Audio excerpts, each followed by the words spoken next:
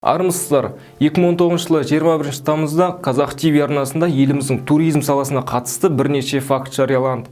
Бұл туралы басқа да ақпарат көздері хабарлаған болатын.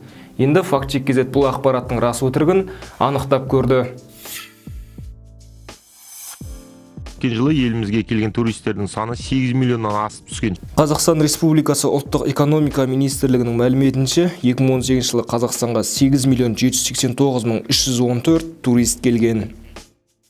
Әлемнің 60-тан астам мемлекетінің азаматтары біздің республикаға визасыз кіре алады. Сыртқы істер министрлігінің шетелдік азаматтар үшін Қазақстан Республикасының визалық режимі бөлімінде азаматтық паспорт бойынша Қазақстанға визасыз кіре алатын мемлекеттер саны 74 екені көрсетілген. Туристік компаниялардың мәліметіне сәйкес, соңғы бір жылда Грузиядан ағылған туристер саны 75%-ға артқан.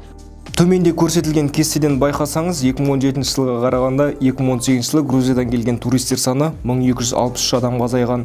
Пайыздық көрсеткішпен 7% болады. Жаңалықта көрсетілген сандардан мүлдем басқа. Ал 2019 жылдың 9 айындағы ресми дерек бойынша Грузиядан 15.017 турист келген.